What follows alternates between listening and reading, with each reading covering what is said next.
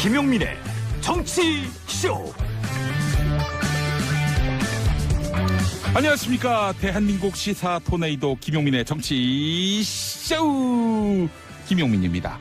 자, 지금 이 시각 2018년 4월 12일 목요일 아침 10시 5분 30초. 자, 여러분이 가장 많이 찾아본 실시간 검색어 들여다보겠습니다. 열기구 추락. 네, 제주 서귀포에서 열기구가 추락했습니다. 아이고, 정말 큰 걱정을 하지 않을 수 없었는데요. 자, 대부분 자력으로 탈출했고 12명은 경상, 그런데 1명은 의식불명이라고 합니다. 속히 의식 회복하시길 바라겠습니다. 행락 시즌 안전사고는 최고의 적이지요. 점검 또 점검을 해야겠습니다. 다음, 페이스북 개인정보 유출 청문회에 참석한 저커버그. 저커버그가 누군지 잘 아시죠? 페이스북 CEO입니다. 이틀에 걸쳐서 거듭 사과했다고 하는데 얼굴이 뜨겁겠습니다. 저커버그. 그래서 페이스북인가요? 네. 페이스북으로 김용민의 정치쇼 보는 라디오 함께 하실 수 있습니다. 자, 그리고 일본 출국세. 내년부터는 일본 여행하고 돌아오면 출국세를 내야 한다고 하는데요. 우리 돈 약 10,000원이라고 합니다. 그런데요, 우리 정부가 걷는 게 아니라 일본 정부가 걷는 겁니다. 자, 노래 한 곡 듣고 김용민의 정치쇼 이어가겠습니다. 렌카의 김용민의 정치쇼 함께하고 계십니다. 자, 샵 1035 짧은 문자 50원, 긴 문자 100원으로 여러분의 의견 받습니다. 김태원님 진작에 보내셨네요. 먹방하면 청취율 오를 것 같습니다. 이분이 이제 텔레비전과 라디오의 어떤 기본 속성을 잘 이해를 못하신 게 아닌가 하는 생각이 듭니다. 근데 뒤에 그 글 쓰신 거 보시면 네. 뒤에 보면은 네. 속성을 이해하고 계시는데 그렇습니까? 네. 아침부터 그렇습니다. 자장면 5그릇 먹기나 모닝 삼겹살 먹는 소리 들려주시면 청취율 조사 1위 가능. 예. 아니, 쩝쩝 네. 씹는 소리 이런 거 갖고 청취율이 오를 수 있다면은 죽죠. 부패를 네. 출장 부패를 부르겠습니다. 특히 이제 삼겹살을 굽는 소리와 굽는 소리. 그 소리만 들어도 그냥 그렇죠. 마음이 차분해지면서. 이 비 내리는 날에 네. 그 전을 붙이면 그렇게 식감이 생긴다고 합니다. 식욕이 그렇죠. 생긴다고 합니다. 이 빗소리가 좀 전 부치는 소리랑 좀 비슷하잖아요. 그렇습니다. 네. 조화를 이루기 때문에. 예, 알겠습니다. 이럴 수만 있다면 출장 뷔페도 부르고 뭐든 다 먹을 것 같습니다. 네, 예, 그렇군요. 예, 알겠습니다. 혹시 청취율이 어느 정도 올라야 이런 먹방까지 가능하겠습니까? 일단 제가 한반도 비핵화를 네. 4% 올라가면 반드시 실현하겠다고 했는데 네. 이건 한 1.5%만 올라도 청취율이 제자리라도 예, 충분히 저는 소화할 수 있습니다. 네, 이종규님 지금 페이스북을 통해서 보는 라디오로 보시는 모양인데 네. 드디어 여름이 찾아왔네요. 제가 반팔 차림으로 왔는데 요즘 무척 더워요, 낮에.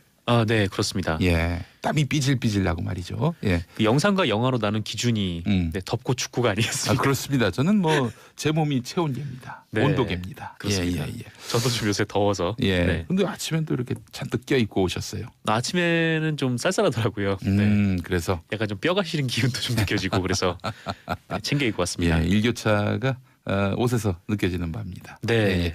알겠습니다. 지금 이렇게 소개도 없이 끼어든 분은 누군가요? 네, 안녕하십니까. 미디어 오늘 정상근 기자입니다. 뭐하러 오셨어요?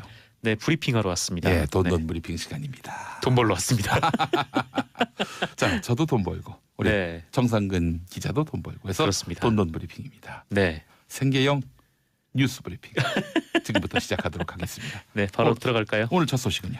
네, 교육부가 현 중학교 3학년 학생들에게 적용되는 2022학년도 대입제도 개편 시안을 공개를 했습니다. 예. 이 공개는 했는데 이게 확정된 안은 아닙니다. 이 교육부가 여러 가지 안을 제시를 했고요. 네. 이를 대통령 직속 국가교육회의에 넘길 예정이라고 합니다. 그러니까 예전에 신고리 원전. 네네. 몇 호기인가요? 5호기였나? 3호기였나? 새로 건설한 3호기였군요. 네. 3호기. 새로 건설하는 이 신고리 원전에 대해서 건설을 공사 중이었어요. 네. 그러다가 중단시켰고 중단시킬 것이냐 말 것이냐를 놓고 그래서 공론을 했죠. 수기민주주의를 통해서 고하기로 결정을 했던 건데 그 방식으로 대입제도를 이제 국민들 논의를 통해서 네. 결정짓겠다는 게 교육부 방침인 거죠. 네, 뭐 그런 방식과 똑같이 할지는 아직 잘 모르겠습니다만, 근데 다만 이 국가교육회의가 이거를 받아서 이 4개월 동안 예. 학생, 학부모, 교사 그리고 일반 국민이 참여하는 공론화 과정을 거칠 예정이라고 합니다. 예, 예. 이 지난해 교육부가 이 수능 절대평가 방안을 발표를 했는데 예. 그때 좀 반발이 심했어요. 그래서 좀 섣불렀던 거 아니냐 뭐 이런 예. 지적도 있었는데 그래서인지 이번에는 아예 좀 공론화 과정에 맡기겠다라는 것이죠. 예, 예. 그리고 교육부는 공론화의 결과가 이 문재인 대통령의 공약이나 뜻과 다르더라도 이 국민의 뜻이라면 수용하겠다라는 의사를 밝혔습니다. 예. 일단 발표된 교육부 시안은 좀 이런데요. 예. 그 수학 능력 시험과 학생부 종합 전형 비율을 좀 조정을 하고 예. 이 수시와 정시의 선발 시기를 통일을 하는 방안이라고 합니다. 예. 그리고 이 수능 평가 방식이 좀 여러 가지로 나눠져 있는데 이 전 과목을 절대 평가하는 방법, 예. 그리고 국어, 수학 등은 상대 평가를 하고 근데 나머지는 절대 평가를 유지하는 좀 그런 방법, 그리고 예. 국어, 수학, 탐구 과목은 원점수를 제공을 하고 그 일부 과목은 등급제를 하는 방법, 네, 이런 방법들을 제시를 했다고 합니다. 예, 예. 이 중에 이제 수시와 정시에 대해서 좀 말씀을 드리면 이게 제가 학교 다닐 때만 해도 수능이 좀 중요해서 예.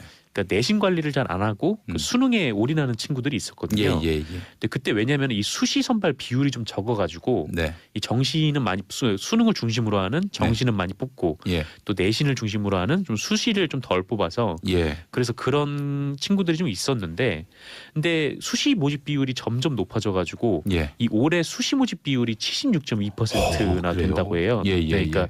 이 학생부 관리, 내신 관리가 이제 더 중요해진 셈이죠. 예. 그리고 그 수시에는 이 학생부 종합 전형이라는 이 전형 방식의 비율이 굉장히 높은 편이라고 합니다. 예, 예. 근데 이게 학생부에 이 기록을 하는 게 선생님들이 하시다 보니까 그렇죠. 이 아무래도 사람이 하는 일이다 보니까 이게 예. 어떤 뭐 명확하고 분명한 기준이 없어서 좀 네. 그 교육 현장 내부에서는 뭐 반발이 있기도 하고 네. 또 찬반이 좀 계속 나눠져 있는 상태였다고 해요. 그래서 네.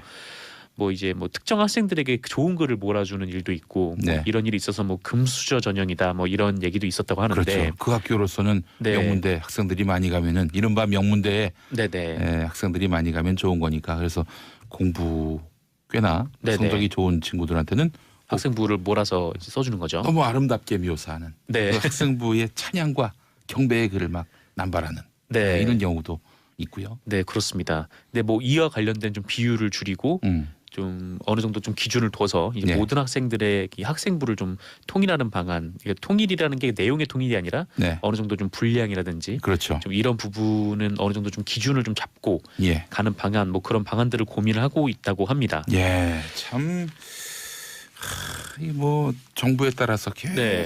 입시 제도가 춤을 추니 참 국민들도 네. 학부모들도 아주 혼란스럽고 학생들도 당연히 혼란스럽고요. 사실 좀 혼란스럽죠. 이게 예. 특히나 이 교육 문제 같은 경우에는 좀 이해관계가 굉장히 첨예하다고 해요. 그래서 이게 쉽게 결론을 낼 수 있을까 하는 네. 좀 의구심도 좀 있다고 하는 것 같은데. 예. 근데 뭐 차라리 뭐 국가가 딱 방향을 정하고 확 끌고 가야 뭐 따라온다 뭐 이런 지적을 하는 매체들도 있는데. 네. 그래서 일단- 사실은 네. 교육부가 그냥 던져 놓았다. 네. 논의기구에 던져 놓고 쥐할 일 안 하고 있다. 이런 식으로 묘사하는 신문들도 꽤 있더군요. 네, 뭐 근데 그렇게만 볼 수는 없는 게 일단 예. 뭐 공론화 과정을 거친다는 거고 뭐 교육부에서는 그 안을 나름대로 좀 뽑아놓고 네. 거기서 이제 이 안을 놓고 토론을 하겠다라는 거죠. 오늘 그 신문들 제목을 한번 보면 조선일보는 대입 시나리오 108개 던져놓고 빠진 교육부, 경향신문 미뤘던 대입 개편안 국민에게 또 미뤘다. 서울신문 현 중3 입시 개편안 또 미루고 떠넘긴 교육부, 국민일보 대입 개편 허송 224일 교육부 국가교육회의에 떠넘겨. 떠넘겨가 아주 거의 뭐 네. 관용어처럼 됐습니다. 그렇습니다. 뭐 국민들의 공론화 과정을 붙이는 게 이제 좀 국민들에게 결정을 미뤘다라는 건데 네. 뭐 국민들에게 결정을 미룬 거는 맞죠. 국민들에게 결정을 맡겨놓은 건 맞죠. 근데 네. 어느 정도 그것도 좀 안이 있어야 되는 거고. 그 정부가 독단적으로 뭐 멋대로 결정을 한다면 그건 또 그것대로 또 비판할 거리가 있는 거예요. 사실 네. 아까 말씀드린 대로 이 교육 문제가 이해관계가 굉장히 첨예해가지고 네.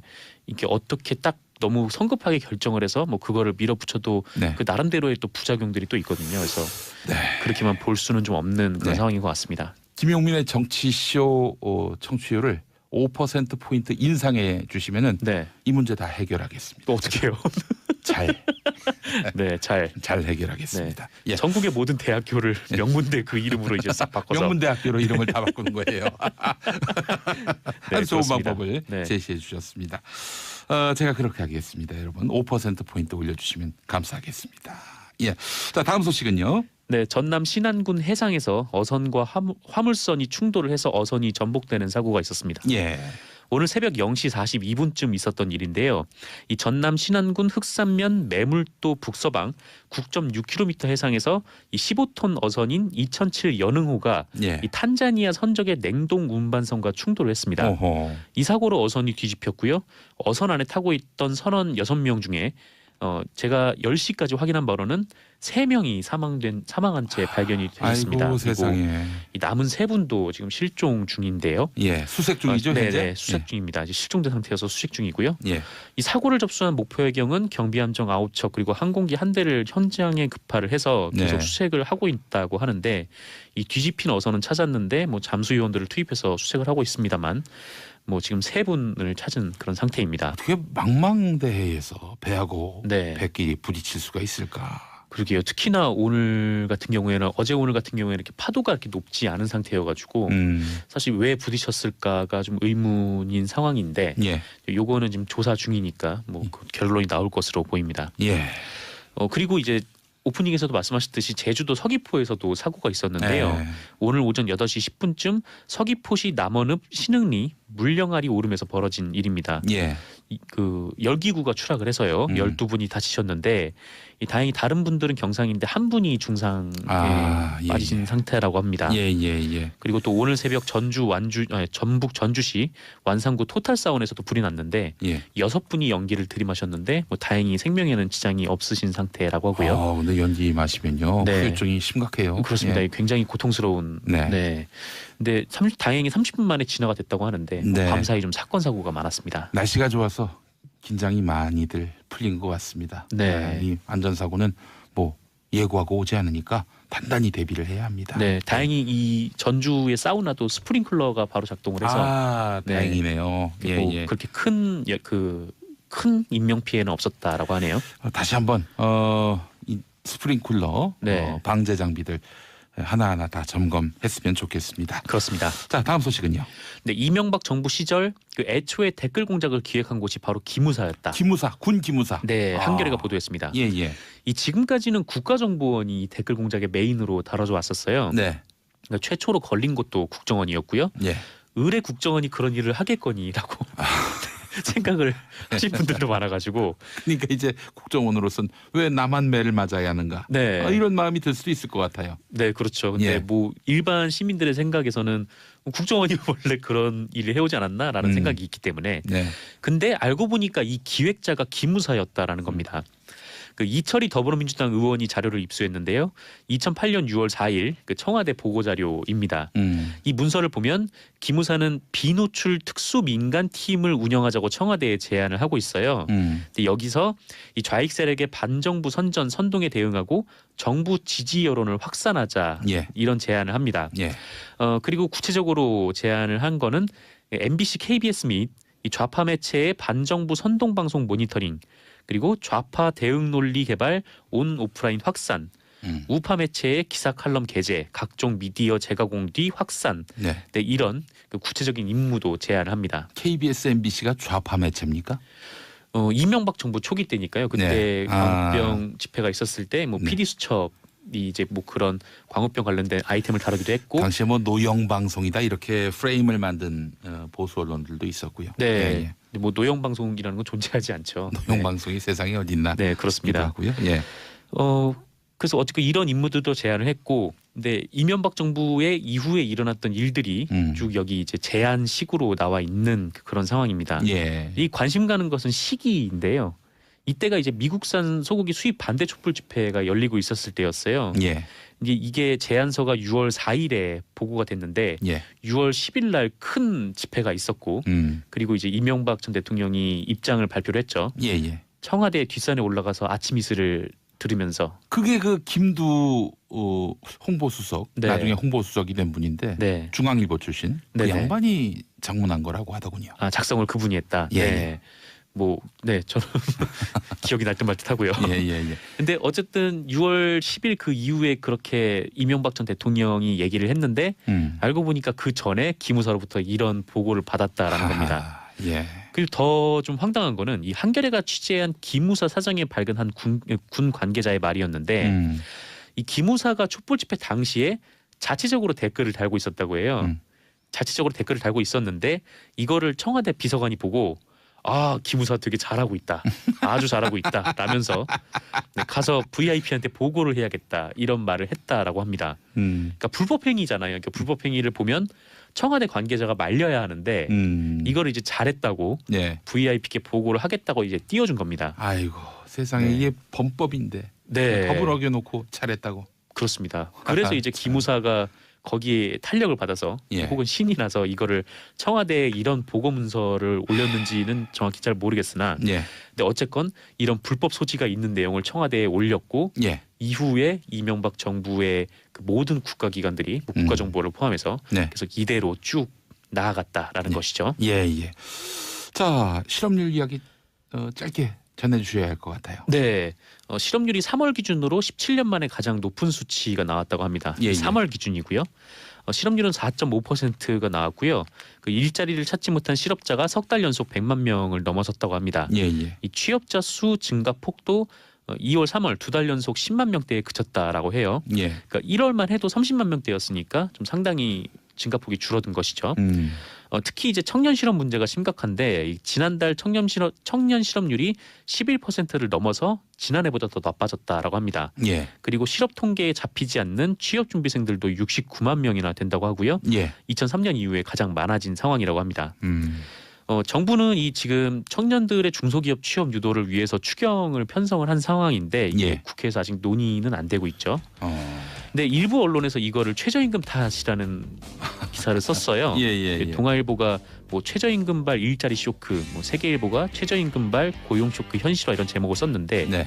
뭐 근데 유통과 숙박에서 고용이 감소했기 때문이라고 예. 하더라고요. 예. 근데 이게 감소가 시작된 게 거의 10개월 전부터여가지고 예. 네. 좀 그렇게만 최저임금 시행된 보기에는 거는 뭐 이제 4달 조금 지났죠. 네, 예. 그렇습니다. 알겠습니다. 정상근 기자님 수고하셨습니다. 네, 감사합니다. 김용민의 정치 쇼 2부입니다. 네, 아빠의 눈높이에서 아빠들의 시선으로 왕수다를 떨어주실 세 분 나와주셨습니다. 정인설 한국경제신문 기자 어서 오십시오. 안녕하세요, 정인설입니다. 아, 반갑습니다. 자, 그리고 손수호 변호사님. 네, 안녕하세요. 네, 반갑습니다.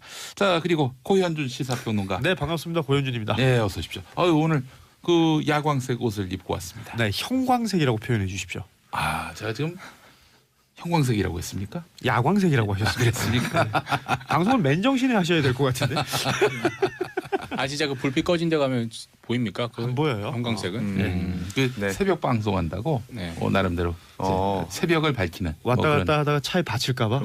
안전을 위해서 자구책이군요. 예. 그 뒤에다가 고현준의 그 뉴스 브리핑 보고 받는다고 하더니 안 박았어요? 그러게요. 예. 그것도 다 돈이에요. 삼각형, 주황색, 형광색으로 하시면 될 것 같습니다. 알겠습니다. 요즘에 고현준의 시사 고현준의 프로그램이 뭐예요? 야, 진짜 한 달 전까지 본인이 하던 프로그램 제목을 저기 김용민의 제목도 시사를 직접 하려다가. 짓지 않으셨어요? 아니 뉴스브리핑? 나는 안 줬습니다. 이거 정말 까먹으신 거예요. 까먹었어요. 왜? 예. 고현준이 맞는 순간부터 아맣게 잊어버렸습니다. 진실된 표정이 예, 보였습니다. 그렇습니다. 여러분, 제가 이 프로그램 이름을 안 밝히는 이유 네. 잘 아실 겁니다. 네, 청취율 조사 기간에 네, 그렇습니다. 정치쇼라고 답하라고 이런 얘기죠. 부당 이득을 취할 수 있는 거 아닙니까? 예, 매일 아침 6시 20분부터 7시까지 자, 김용민의 정치쇼 뉴스 함께하고 브리핑을 있습니다. 예, 함께 예. 해주시면 감사하겠습니다. 명민의 정치쇼가 여러분과 함께하고 있습니다. 자, 오늘 첫 번째 소식. 자, 고현준 평론가가 준비하셨군요. 예, 서울시장 선거전이 이제 본격화가 되는 거죠. 그렇습니다. 여야 모두 그 대진표가 나왔어요. 네, 대진표가 예. 나왔고 특히 어제는 그 자유한국당의 김문수 후보가 이제는 예비 후보가 출마 선언을 했습니다. 아. 예. 예, 당사에서 출마 선언을 했어요. 예. 그 당사에서 출마 선언을 하고 또 선거 사무소도 예. 그 여의도 그 당사 안에다가 마련을 했던 거죠. 네. 아, 그 이유가 있을까요? 일단은 그 저비용 고효율이라는 얘기를 했어요. 그래요. 네, 본인의 어떤 서민 이미지를 내세우겠다 이건데 네. 돈이 없어서 그랬다고도 볼 수가 있겠지만 당 중앙에서 네. 이 지방선거로만 보지 않고 전체적인 전국의 어떤 중심이 되겠다. 그리고 지방선거를 이끌어 나가겠다. 뭐 이런 얘기도 했었고 당의 본질에서 문재인 정부 심판론을 끄집어내겠다. 뭐 네. 이런 얘기도 했네요. 네. 네. 근데 자유한국당 당사가 어디 있는지도 아무도 모르는. 어디 있어요? 여의도에 있잖아요. 네. 여의도에 있는 거 말고는 모르잖아요. 네. 어느 그렇죠. 빌딩에 있는지. 아, 예. 빌딩 이름은 그것도 뭐죠? 여의도에 있는 빌딩 이름 알면 예. 대단한 거죠. 예. 서여의도에 예. 있죠. 저 예, 예. 대구탕 잘하는 집 앞에. 예, 예. 네.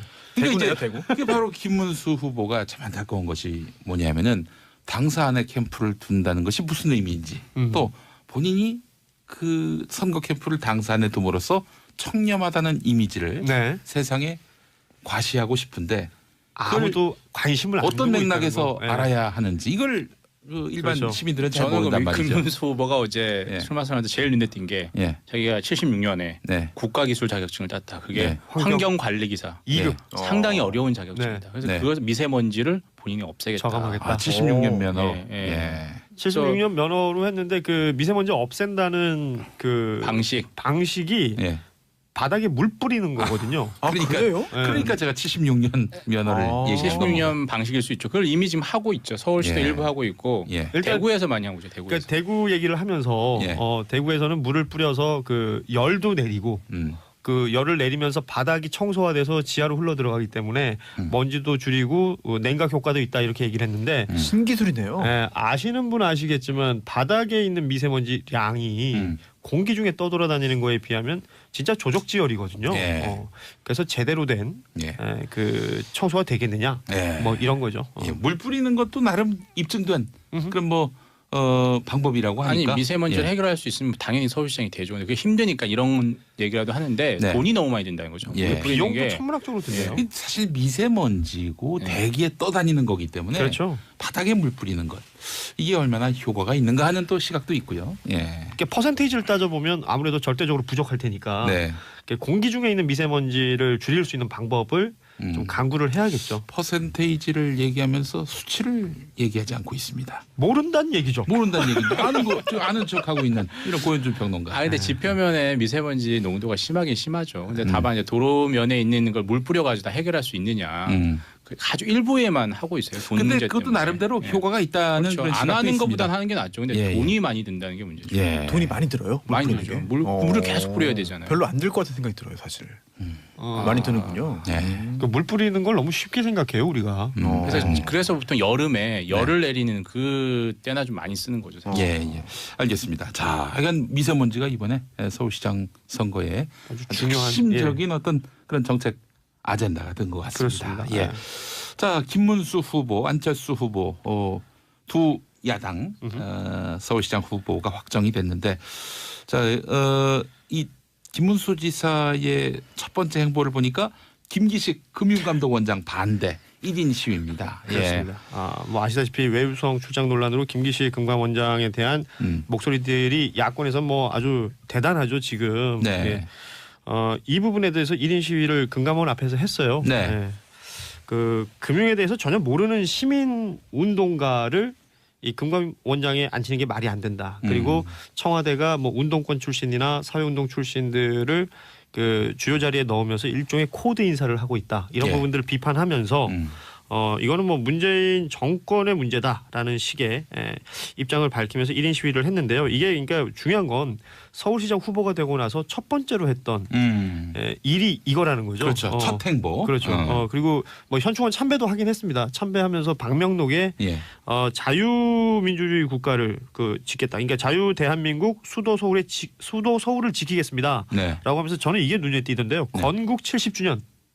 그리고 4월 12일 김문수 이렇게 적어놨더라고요. 건국 70주년이면은 이제 1948년에 8년에 건국 예. 시점으로 보는 것이고. 그러니까 건국절 얘기가 또 여기서 나올 수밖에 없는데 이제 김문수 지사의 어떤 이념이나 성향을 정확하게 이렇게 표현하고 있다. 그 보수 지지층을 결집시키는 그렇죠. 그런 어떤 일관되네요. 예, 입장들이. 근데 그렇습니다. 그런 얘기도 했어요. 본인이 학생 운동도 하고 예. 노동 운동도 하고 했었지만 자유한국당의 전신인 네. 당에 이제 입당한 게 24년 됐다. 예, 예. 그게 잘못된 걸 알고 난 여기로 왔다. 이런 예. 입장을 계속 내세우고 뭐 있어요. 자유한국당 지지층을 위해서는 할 수 있죠. 60대 이상의 유권자가 너무 많기 때문에 우리의 생각과는 다를 수가 있고요. 저는 예. 금감원에 앞에서 1인 시위를 한 게 당사하고 가까워서 네. 가기 좋아서 바로 서해도에 같이 있잖아요. 길 하나만 건너면 사박사박 걸어갈 바로 수 있죠. 그렇죠. 1인 시위하기 좋은 거죠. 네. 갔다가 다시 이제 선거대책본으로 돌아갈 수 있고 먼 곳을 가면 교통비가 또 많이 드는 미세먼지 내고 이러니까 그것도 있고. 가지 않았을까. 알겠습니다. 자, 안철수 후보 같은 경우 김기식 원장을 구속해야 한다. 네. 이런 입장이죠. 자, 이와 관련해서 우상호 더불어민주당 서울시장 예비 후보가 반박을 했습니다. 안철수 후보를 겨냥해서 뭐라고 했습니까? 여기서도 물 얘기를 한 것 같아요. 그러니까 안철수 후보도 교수 시절에 네. 외유성 출장을 갔다 이렇게 우상호 후보가 얘기를 하니까 예. 안철수 후보가 물타기 하지 마라. 그 물타기다 그러면서 물이 네가 나오는군요. 물 먹는 하마냐. 예. 우상호 물먹는 후보가 하마 물 먹는 하마 얘기를 이런 얘기를 그때 했죠. 꺼낸 거죠. 예, 전혀 솔직히 맞지 않은 얘기죠. 근데 요새 안철수 후보 한 번씩 보면은 예. 뭐 얘기할 때 마지막에 꼭 그렇게 약간의 유머를 섞으려고 하는 거죠 사실. 그러니까 뭔가 이렇게 말장난 같은 걸 하면서 제 느낌인가요? 약간 성질을 내는 듯한 그건 원래 있지 않으셨어요? 그런 뉘앙스가 있긴 있어요. 예. 그게 일종의 트레이드 마크가 되어버린 것 같아요. 예. 그 정책을 얘기하는 것 같지만 서울시장 선거 전반이 정치적 공방으로 흐르는 듯 보인다. 이런 말씀 아니겠어요? 사실 다 묻히잖아요 지금. 예. 지방자치단체 선거 6월 13일에 있는데 과연 흥행에 성공할 수 있을까? 네. 남북회담 있고요. 그다음에 예. 북미 정상회담 있고요. 아마 다 이런 정치적 큰 이벤트들에 묻힐 가능성이 높기 때문에 예, 예. 지금 정책보다는 원래 정책보다 정책이 잘 안 들어오잖아요. 네. 더 한 것 같죠 요즘에. 자, 이 와중에 또 광화문 광장이 또 논란이 되고 있습니다. 그러니까 이거는 사실은 그 서울시장 선거하고 또 어떻게 연결을 시키고 있는 거죠. 사실 예. 박원순 시장은 아직 출마 선언 안 했는데 출마 선언 전에 금연간 한다고 하네요. 이게 뭐 오늘 내일 뭐 얘기를 하던데 예. 이게 이 광화문 광장을 넓히겠다라는 거잖아요. 예, 예. 3.7배 정도로. 예, 예, 예. 지금에 있는 광화문 광장부터 시작해서 그 지금 그 광화문 문 앞에 있는 도로 있잖아요. 예, 거기까지 역사 광장까지 넓히고 그 밑으로도 좀 넓히고 해서 굉장히 넓어지더라고요. 만약에 그대로 다 넓히면 세종문화회관 쪽을 다 이제 도로로 없애는 거죠. 막는 거죠. 그러니까 저 미 대사관 앞쪽만 도로를 놔두고 네. 세종문화회관 쪽은 아예 광장을 만드는 거고요. 지금 그리고 그 사직공원 가고 하는 그 광화문 바로 앞에 있는 도로 그 위까지 광장을 넓힌다는 거니까 엄청 커지는 건데 우리 고현준 평론가가 나름대로 네. 도로명도 잘하네요. 근데 이게 또 예전에 택시를 잠시 했었어요. 네. 택시도 하셨어요? 안 해본 게 없어. 안 아니 해본 근데 게. 서울에 살지 않으시는 분들은 또 도대체 이게 어디를 말하는 건가? 예. 도로명 사실 저 잘 몰라요. 네, 그래서 이게 왕복 10차선인데요. 지금 현재 도로가 6차선으로 주는 거죠. 6차선으로 차선이 이제 차로의 수가 예. 줄어드는 거죠. 예. 그래서 그것 때문에 또 여러 가지 또 걱정을 하시는 그러니까 분들도 서울시에서는 보행 환경을 만들겠다, 걸어다니는 예, 예. 공간을 만들겠다라고 하는데 실제 운전을 해보신 분들은 알겠지만 여기가 또 상습 정체 구역이기 그럼요. 때문에 예. 택시 기사분들은 되게 그 걱정하십니다. 가뜩이나 차가 막히는 곳인데 이렇게 되면 택시 기사들이 이쪽으로 안 들어온다. 대체 도로를 뭐 만들든지 지하화한다든지. 만든다고는 해요. 예. 그러니까 지금 그 종합청사 아래쪽으로 해서 예. 돌아가게끔 만든다고 하는데 그게 도로폭이 굉장히 좁단 말이죠. 예. 그 좁은 곳에 그 많은 교통량이 들어가면 당연히 정체가 생길 텐데 예. 이 부분을 걱정을 하는 거죠. 서울시에서 이런 말도 했어요. 그래서 조사해봤다. 예. 해봤더니 평균 시속이 1km 저하될 정도다. 그 정도면 엄청 예. 막힙니다. 그런가요? 예. 그래서 큰 지장 없다라고 그걸 발표를 일단 언제 했죠. 지점으로 정하자 다른데 우리 고현준 1km는 평론가가 아니겠죠. 교통 전문가예요? 보통 57분 교통정보 뉴스 예. 알려주시겠습니다. 교통방송 기대하고 있습니다. 아니 지금 무슨 말씀이에요 지금? 지금 네. TBS에 입지를 하고 있어요 지금. 네, 야 이거 아. 무슨 이거 이게 예. 뭡니까? 예. 아무튼 뭐 요새 괜찮아요. 저 종편에서도 연락 오고 이게 뭡니까 진짜 지금? 케이블에 예. 연락 오고 네. 괜찮아요 요새. 그래요? 네. 지금 SBS 네. 고위 관계자분들께서 다 듣고 계실 겁니다. 야 지금 아마. 듣고 계신데 예. 청취자분들도 예. 어찌됐건 SBS 목동의 뿌리를 받고 다닌다는 얘기죠. 거의 뭐 팽이와 같은 행보 아니겠습니까? 중심을 네. 박아놓고 땡글땡글 돌고 있어요. 교통방송의 5분 대기죠. 고현준 씨와 함께. 아니 사실 지금 목동 얘기를 했는데 예. 광화문과 목동이 다른 목동은 이게 일방통행이죠. 일방통행이 많잖아요. 그래서 예. 정체구역이 상대적으로 적어요. 도로 폭에 비해서. 예. 근데 서울 도심은 그런 도로가 없잖아요. 그렇죠. 다 왕복이고 이렇게 넓은 도로를 갑자기 사실 지금 10차선이라고 하지만 사실상 그 도로폭을 보면 12차선 정도 되거든요. 그렇죠. 거의 절반으로 줄이는 거예요. 자, 그래서 후보들은 어떤 입장인 거예요? 광화문 광장과 관련해서. 이 얘기를 서울시에서 내놓자마자 가장 먼저 그 반박을 한 건 안철수 후보입니다. 이게 그 현 시장의 어떤 홍보 무대가 되고 있다라는 지적을 했고요. 말씀하신 대로 이제 교통체증이 심해질 테고, 예. 그리고 여기에다가 이제 교통체증이 심해지고 여러모로 불편이 생기는데 시민들의 혈세를 낭비하는 것이다. 그리고 뭔가 이런 정책을 펼치는 시점이 지금 선거 바로 앞두고 이런 걸 얘기하고 있기 때문에 현 시장이 이건 선거법을 위반하고 있는 것이다라는 정도까지 얘기를 하고 있는 것이죠. 네.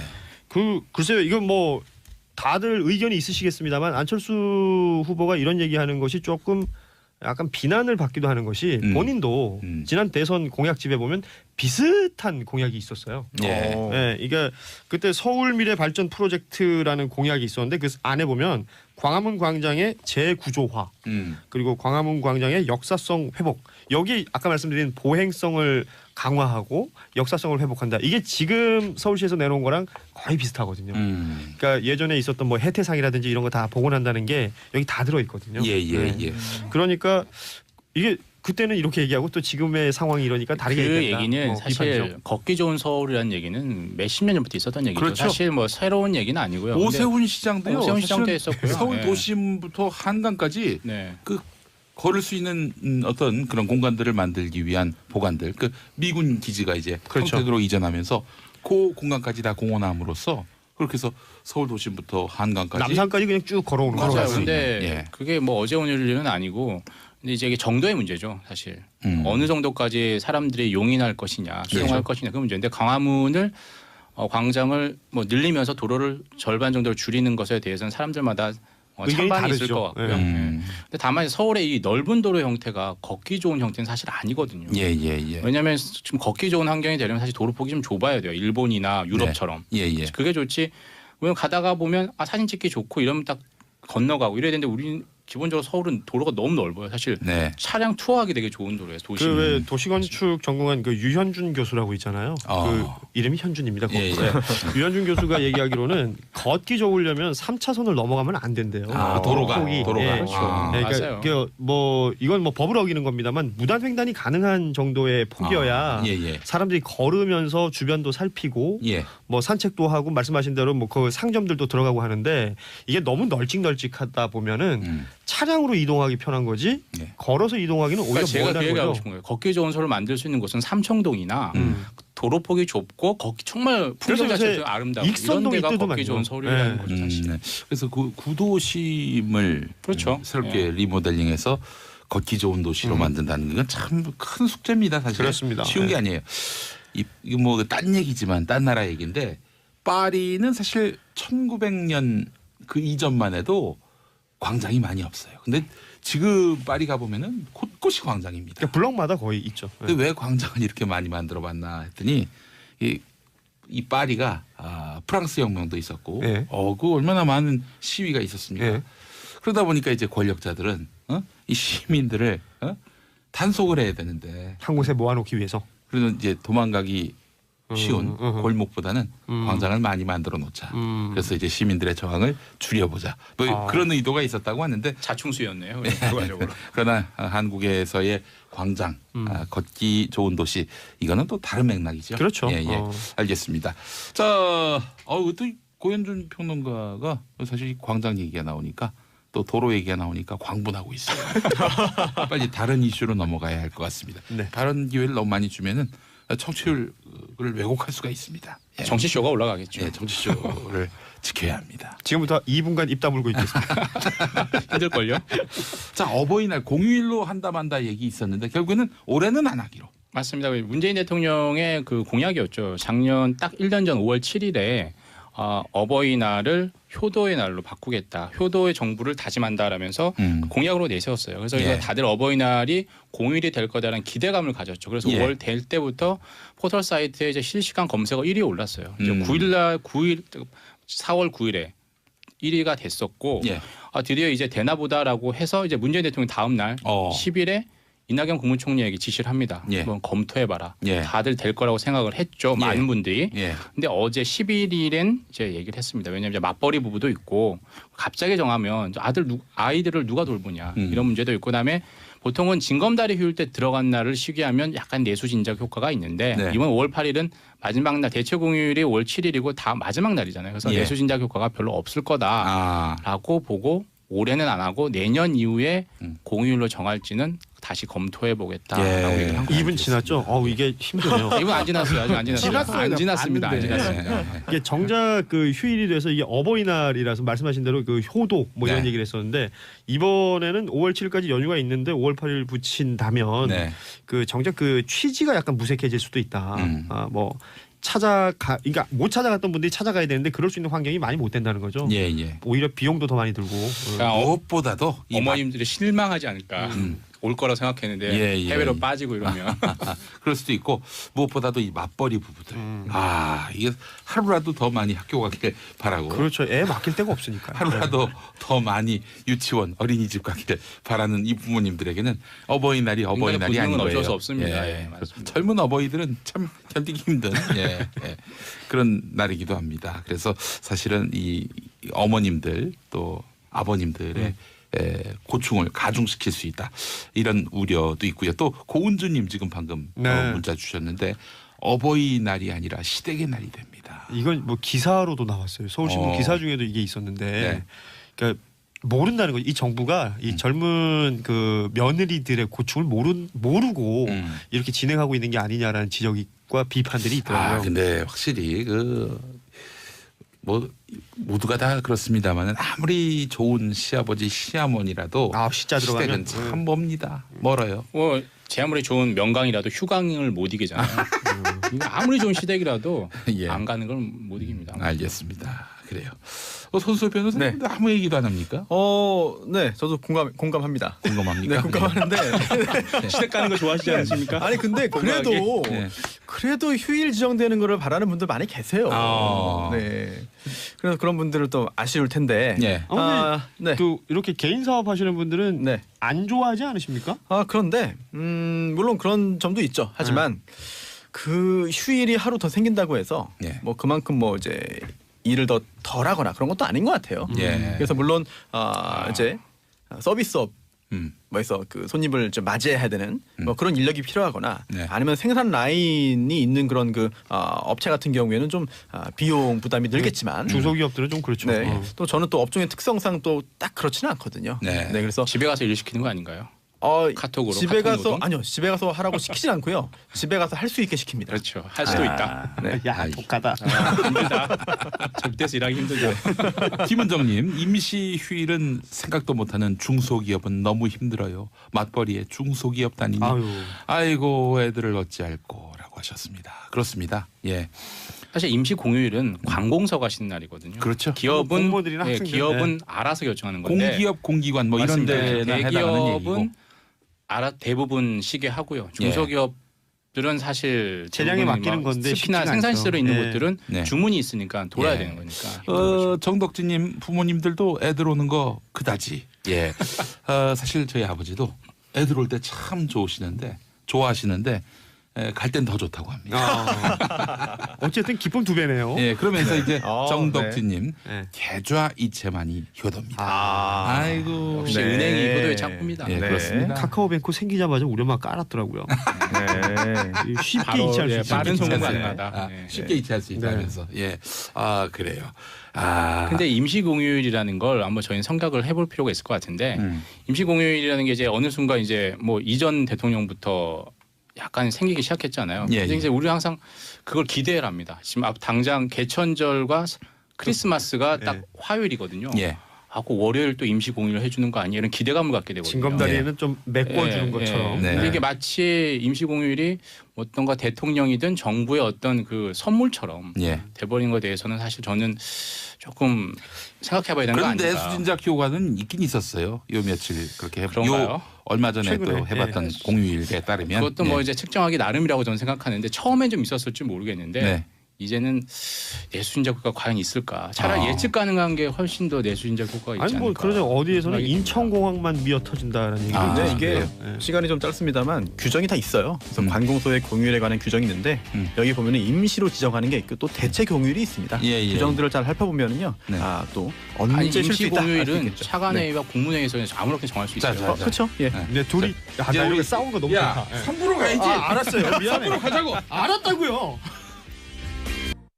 김용민의 정치쇼 목요일 3부로 왔습니다. 아빠들의 왕수다. 예, 조진주님, 김용민과 고현준 두 분 톰과 제리 같아요. 네. 라고 하셨습니다. 우리 고현준 씨가 쥐 같다는 얘기죠? 그렇죠. 예, 알겠습니다. 네. 예. 마. 자, 김명수님, 아빠들의 왕수다. 실시간으로 꼭 챙겨 듣는 가장 좋아하는 코너입니다라고 하셨습니다. 자, 그래 우리가 저 애청자분들에게 누구 친구 아니시죠 이분은? 이분 이제 대법원장 김명수 그러니까요. 대법원장. 예, 전에도 한번 보내셨던 것 이게 같은데. 법조계에서 또 좋아하는 네. 방법이에요. 김용옥 선생도 자주 보냈어요. 예, 예. 역시 저희는 우리는 다 그렇게 알고 법조계에서 있어요. 다들 우리 다 그렇게 알고 있어요. 아, 예. 실명으로 변호사님 벽에 보내시니까. 아유, 주목하고 있네요. 대법원장님이 그죠? 예. 바쁘실 텐데, 예, 공사 다 망하실 텐데. 자, 저희가 말이죠, 이 청취자분들께 정보를 좀 드리는 이 꿀팁. 시사현안에만 너무 몰두하지 말고. 꿀팁. 보니까 우리 고현준, 손수호, 우리 정인설 세 분 다 여기저기 네. 방송사, 공공기관 출입을 참 많이 하시는데 뭐 취재 차원에서도 네. 구내 식당에 대해서 나름대로 한번 각 방송사 구내식당. 그렇죠. 지금 식사 시간이 다가오고 있으니까요. 그렇습니다. 네. 품평을 한번 좀 할 필요가 있을 것 같아요. 서초구청 구내식당은 뷔페식이고 와, 아주 뭐 가성비 구청이? 예. 좋다 이런 지적을 많이 듣고 있어요. 지적입니까? 찬사를 많이 듣고 있어요. 예. 어유 한마디 잘못하면 뭐 예. 직잘 같이. 최고야라고 지적을 받고 있어요. 무슨 피라냐 떼들 좋은 지적이네요. 아주 좋은 지적이네요. 우리 방송사도 사실 진짜 구내식당 네. 이 사실은 방송사의 하나의 어떤 그런 자랑이기도 한데 SBS도 아주 맛있습니다. SBS가 네. 초창기에는 여기가 단연탑이었어요. 그렇습니다. 그러니까 방송사들이 지금 뭐 상암으로도 옮기고 막 옮겼잖아요. 예. 예전에 여의도에 모두 있다가 이 SBS가 목동에 와서 자리 잡고 나서 예. 그때 당시 목동은 거의 뭐 신천지 같았죠, 구내식당이. 그 여의도에 MBC, KBS 다 있을 때는 네.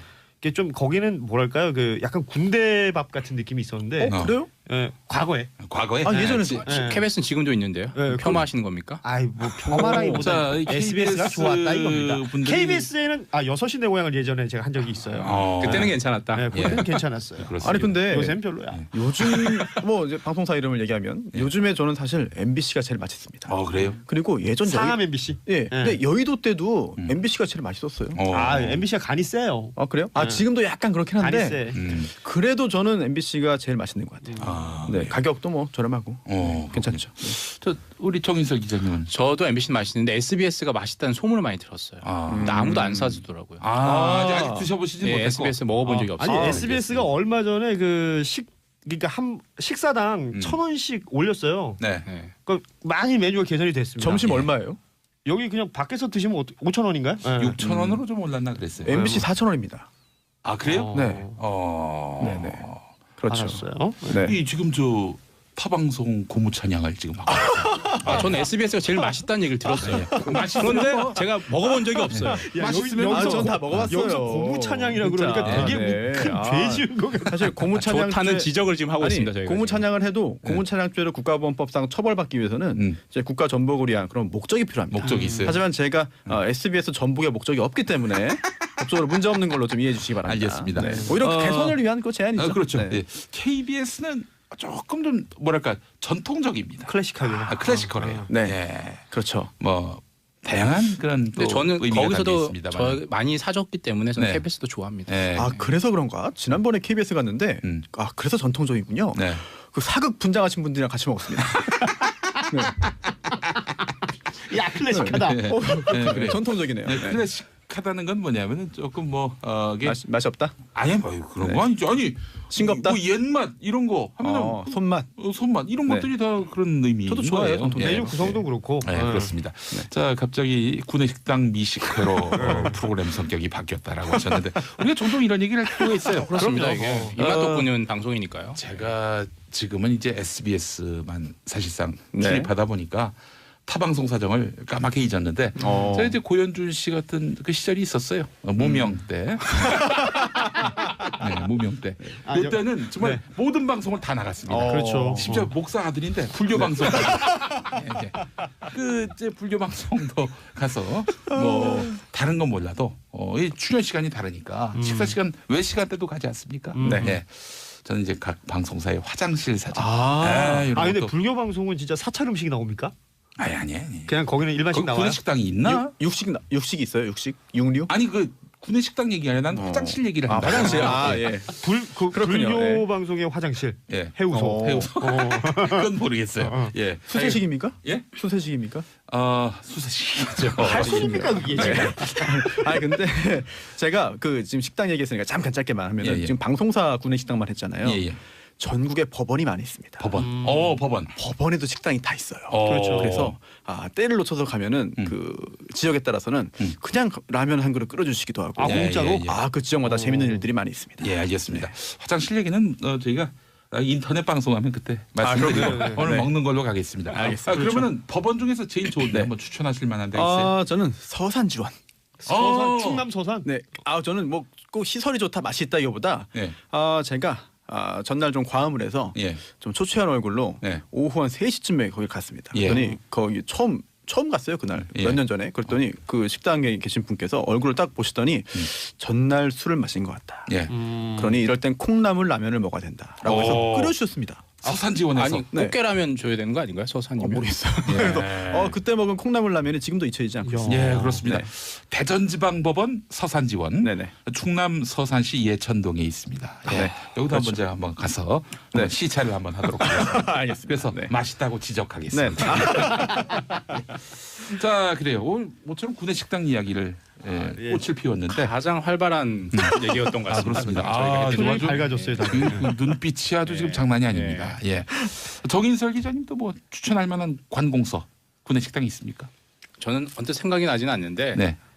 송파구청도 괜찮습니다. 송파구청. 국방부 출입도 자주 하시지 않나요? 국방부는 여러 식당이 있습니다. 네. 줄이 너무 깁니다. 예, 알겠습니다. 국방부 식당은 왠지 네. 옛날 기억이. 예. 아니 근데 그때 짬밥 거대리아가 생각하시면 안 알고 돼요. 있지. 거기와는 다르고. 그래요? 줄이 너무 길어요. 예, 알겠습니다. 굉장히 맛있는 그런 식당 순간 모양. 국방부에 누군가 저한테 전화를 하고 있네요. 전국 각지의 그 모든 곳곳에 어떤 지점을 다녀봤을 고현준 평론가. 지점. 저는 그 갑자기 지방 얘기하니까 전 포항 공대. 포항공대. 포항 공대 구내식당 괜찮습니다. 포스코. 포스텍. 예. 예, 왜냐하면 저 포항에 계신 분들은 시내에 계신 분들이 그 가족 단위로 외식을 하러 그 학교 구내식당으로 오시는 분들이 있어요. 예. 특히 거기 돈가스는 제가 이제 강추입니다. 그리고 저는 뭐 국내뿐 아니라 그 해외를 가더라도 예. 그런 그 지역에 있는 대학교를 가서 구내식당을 즐기는데 값도 싸고 그 지역의 문화도 느낄 수 있고 젊은 사람도 만나고 좋은 것 같습니다. 예. 알겠습니다. 넘어가래요. 넘어가래 이제 그만하래. 아니 문자 반응 좋다고 하시면서 넘어가라고 하시네요. 이 이야기 갖고 말이죠. 저희가 이제 사실은 김창렬 씨 시간대까지 얘기할 수 있어요. 그렇죠. 사실 내일 이 시간까지 할 수 있어요. 그렇습니까? 알겠습니다. 다음 주부터는 아침에 입고 해야겠다. 언제 한번 기회가 되면 한번 또 이 이야기로 꽃을 피워보겠습니다. 일단 세 분의 추천을 다시 한번 정리해 보면 고현준 포스텍 구내식당 그리고 손수호 대전지법 서산지원 식당 그리고 정인설 송파구청 식당 국방부도 넣어주세요. 국방부까지 알겠습니다. 이거 뭐 관리하는 거 아닙니까 이거는? 예. 저는 SBS 이렇게 정리하겠습니다. 그래요. 자 우리 다음 이슈로 검찰 내의 미투에 대한 첫 번째 판결이 나왔다. 이 소식 우리 손수호 변호사님. 네, 즐거운 얘기하다가 또 갑자기 또 무거운 얘기를 할 수밖에 없을 것 같습니다. 예. 후배 검사 그리고 또 검찰 출신의 변호사 이렇게 두 명을 강제 추행한 혐의로 기소된 현재 김모 검사가 있는데요. 네. 김모 검사에 대해서 유죄 판결이 선고됐습니다. 형량은 징역 8월에 집행유예 2년인데요. 또 여기에 더해서 40시간의 성폭력 치료 프로그램 이수 명령까지 나왔습니다. 범행 사실을 부인하지 않았어요. 네, 구속된 상태에서 모든 사실을 인정을 했고요. 따라서 재판은 신속하게 마무리가 되었는데 피해자가 이제 모두 여성이고 네. 또 한 명은 이제 올해 1월 회식 자리에서 후배 여검사를 강제 추행했다. 하하. 또 작년 6월에는요 업무상 알게 된 검사 출신의 변호사를 추행했다라고 한 혐의가 드러나서 이번에 예. 처벌을 받게 된 건데 예예. 이제 피해자의 뭐 신원 등이 공개되면 안 되기 때문에 2차 피해가 우려되기 때문에 이제 비공개로 재판이 진행됐습니다.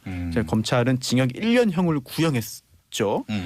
그리고 이 김 검사는 반성한다, 예. 인정한다라는 그런 내용의 최후 진술을 했죠. 현직 부장검사가 이런 문제로 재판에 넘겨져서 판결 받았다는 거. 뭐 근데 조사 과정에서 다른 검사한테 조사받은 거 아니겠습니까? 그렇죠. 현직 부장검사가. 네, 예. 그렇습니다. 참. 그런데 이제 모양새가 특이합니다. 검사는 이제 징역 1년을 구형했는데 실제 선고된 거는 징역 8월 그리고 또 집행을 2년간 유예하는 내용입니다. 네. 그러면서 유죄 판결을 선고할 경우에는 양형 이유를 구체적으로 밝혀야 해요. 네, 그런데 그 중에 이 피해자들에게 용서받지 못했다. 즉 합의가 없었다. 이거 굉장히 용서를 받아야 하는군요. 네, 굉장히 중대한 사유입니다. 사실은. 예. 그런데 하지만 이 피고인 즉 김모 검사의 가족들의 상처가 크다는 점도 참작했다라고 하는데요. 네. 사실 이 내용은 그러면은 앞으로도 모든 이제 피고인들의 가족들이 상처를 받을 텐데 예. 언제나 이렇게 유리한 그런 양형 요소로 참작해주겠다는 이야기냐라고 하는 점에 대해서도 의문을 제기하는 여론이 있습니다. 예, 아니면 그렇죠. 검사라서 특별한 거냐? 그런 의심을 하는 경우도 있죠. 네. 왜 검찰 가족만 챙기냐 이런 얘기도 나올 수 있겠어요. 예. 네. 근데 사실 양형 이유를 밝히고 판단하는 거는 이제 판사기 때문에요. 예. 판사가 검사를 특별히 챙길 이유는 없지 않느냐라고 보는 시각도 가능할 수 있어요. 알겠습니다. 안태근 검사 사건은 어떻게 됐습니까 지금? 지금 이게 그 김모 검사는 지금 재판을 받았잖아요. 예. 재판을 받으려면 기소가 돼야 됩니다. 기소를 하는 건 검사죠. 예. 검찰입니다. 그런데 이 기소할지 말지 여부를 결정하는 거는 검찰이 알아서 하는 거잖아요. 네. 그런데 검찰이 이 안태근 전 검사를 그 기소할지 여부를 결정을 못했습니다. 아니 뭐 본인도 시인하지 않았습니까? 네. 그래서 예. 이거를 검찰 수사심의위원회로 넘겼어요. 아니 이걸 그 문무일 검찰총장한테 중간 수사 결과 보고를 했잖아요. 예. 그때 문무일 총장 스스로도 뭔가 약간 발을 빼는 듯한 느낌이에요. 그러니까 검찰 스스로가 셀프 조사한다는 비판도 받기 싫고 그렇다고 또 제 식구 감사기 얘기도 듣기 싫고 또 검찰에서 이게 또 하려고 하니까 약간 좀 뭐랄까 부담도 있었던 것 같아요. 그래서 이 수사심의위원회 그러니까 외부 기관이잖아요. 말하자면 그러니까 여기에다가 맡기겠다 좀 결정해 달라 뭐 이런 식의 입장을 취하는 것 같아요. 예. 애청자 한 분도 반성한다고 말만 하면 형이 그렇게 가벼워집니까? 제 식구 감싸기 너무 싫습니다. 사법개혁 정말 필요할 것 같습니다. 검찰개혁 정말 필요할 것 같습니다라고 해주셨습니다. 또 검찰 이 수사심의위원회가 그동안의 검찰의 어떤 중립성 문제 또는 수사권, 검찰권 남용의 문제를 해소하기 위해서 검찰이 도입한 건데요. 네. 이번 안태근 그 전 검사가 첫 번째 사례는 아닙니다. 이미 한 번 열렸어요. 그래서 이번 달 5일에 이제 기아차 노조의 쟁의 행위가 이 업무방해죄가 아니냐라고 해서 그동안은 여러 그런 것들이 다 처벌받았는데 다시 한번 좀 의견을 들어보자라고 해서요. 당시에 이제 그때 열린 회의에서 불기소 결정이 나와서 기소를 하지 않았는데 이번에는 과연 안태근 전 검사 관련해서는 어떤 결론 나올지 굉장히 궁금합니다. 예. 자, 또 한 번 국민의 공분을 일으켰던 박찬주 대장 갑질 사건. 이건 어떻게 됐어요? 박찬주 육군대장 어찌됐건 그 군 내에서 다른 보직으로 이동을 하긴 했는데 그게 이제 면직 처리가 된 것이다라고 봤을 때 군 검찰에서 당시 이제 기소돼가지고 수사를 받았잖아요. 그런데 그 공관병에 대해서 갑질했던 내용들에 대해서 처벌을 받은 게 아니고요. 그건 무혐의 처벌이 났고 그때 왜 그 기존에 있던 냉장고 쓰고 자기 마음대로 막 처분하고 했던 부분 있잖아요. 그 부분 때문에 그러니까 부정청탁 금지 뭐 뇌물 이런 것에 혐의가 있어서 현재는 군 영창에 있는데. 아 그래요? 근데 대법원 그 판결이 났어요. 그러니까 지금 군 영창에 있지만 이제 민간 법원으로 옮겨라. 왜냐하면 지금 보직 해임이 돼 있는 상태로 봐야 민간인이니까 민간인으로 봐야 하기 때문에 군사법원이 아니라 그렇죠. 군사법원이 아닌 민간법원으로 이감을 해라라고 돼 있고 그렇다면 지금 군 영창에서 살고 있는 지역인 그 수원 지법으로 넘어가면 그쪽 구치소로 옮겨가지고 계속 뭐 재판을 받고 이제 진행이 돼야 될 것이다라고 하는데요. 이게 공관병 얘기가 나와서 당시에 이제 뭐 갑질이라 가지고 공관병 제도를 폐지한다고 작년 9월 30일 날 얘기가 됐었거든요. 그런데 지금 공관병이 없어졌느냐? 이게 따져 보니까 공관병은 없지만 공관 부사관 그리고 또 군무원들이 그 역할을 대신하고 있다. 그러니까 결국은 일반 사병들을 공관병에서 뺐지만 직업군인들, 뭐 소위 말하는 하사, 중사 이런 분들을 공관병 일을 시키고 있는 거예요. 특히 육군에서는요, 이 선발할 때 조리 시험을 봤답니다. 그 요리를 얼마나 하는지, 뭐 이런 거 해가지고 뭐 부사관들을 공관에다가 이제 배치를 했다고 하는데. 해군은 이름은 바뀌었는데 그 역할은 달라지지 않았고 공군은 그 대체 인력조차도 뽑지도 않았다. 뭐 이런 지적들이 있는 건데요. 이건 결국은 공관병이 왜 필요하냐 이거죠. 박찬주 전 대장은 보석으로 석방이 됐죠. 됐어요. 네, 보석으로 석방이 됐고 이제 말씀하신 그 공관병을 다른 인력으로 대체하는 게 사실 과도기적인 현상이죠. 사실 왜냐하면 예전에는 사실 이 군에 온 정말 소중한 인력들을 그렇게 막 쓴 거고요. 그렇죠. 누군가에게는 아주 소중한 아들이고 딸인데 그걸 이제 막 바로 대체할 인력은 없는 거죠. 사실 그 시설은 누군가는 관리를 해야 될 거 아니에요. 근데 그거 지금 밝히지 않고 공개하지 않은 가운데 다른 부사관으로 대체했다는 게 문제인 거죠. 미봉책이네요. 그렇습니다. 그러니까 이게 결국은 말씀하신 대로 시설을 관리는 해야 되겠으나 이게 송영무 국방장관이 그 민간업체에 위탁해라 뭐 이런 지시를 한 바 있잖아요. 그럼 비용은 어떡하고? 그러니까 그 비용에 대한 뭐 어떤 대책이 없는 거예요. 지금 제가 보기에는. 그러니까 과도기이기 때문에 군 내에서 이제 병사들한테 못 맡기니까 직업군인은 부사관들한테 맡기는. 근데 그 부사관들도 원래 자기 보직이 있는 사람들이거든요. 그러니까 이 부분이 이게 정당하냐 비판이 있을 수밖에 없죠. 그래요. 아니 근데 공관병이 꼭 있어야 합니까? 원래는 없어도 상관없죠. 저는 공관병이 아니었는데도 그 비슷한 일들을 했어요. 그때 차출돼서 가서 뭐 거기서 무슨 회식을 하거나 이러면 서빙도 하고요. 그 제가 있을 때 대령이 저는 탄약차에 있어서 창장이라고 불렀는데 그 대령 딸이 초등학생이 하나 있었는데 걔 그네 밀어주고 뭐 과외도 해주고 막 그랬었어요. 그래요? 근데 그게 난 편하긴 했어. 고현주 씨한테 과외를 맡겼을까? 그 인생은 어떻게 됐을까요? 지금쯤 이제 대학생 됐을 텐데 어떻게 살고 있는지 됐을까요? 됐을 걸? 뉴스 브리핑을 듣고 있을까요? 정치 쇼를 듣고 있을까요? 대학생 더 됐겠구나. 지금 이제 뭐 시집갈 때 됐겠네요. 그래요? 아니 뭐 이렇게 갑자기 오래전 얘기가 됐어요. 갑자기 추억이 새록새록. 그렇죠. 20년 전이니까요. 아니에요. 저 군대 늦게 가가지고 지금 몇 년 됐냐? 한 13, 14년 됐네요. 최근이네요. 끝까지 군대 안 가려고 발버둥 치다가 잡혀갔다는 소문이 있던데. 발버둥을 치는 방법을 몰랐어요. 그러니까 뭐 그냥 학교 다니고 뭐 일하고 이러다 보니까 좀 늦어지긴 했는데 뭐 정당하게 다녀왔습니다. 농담입니다. 자, 그런 농담을 해요. 청취율 기간이라서.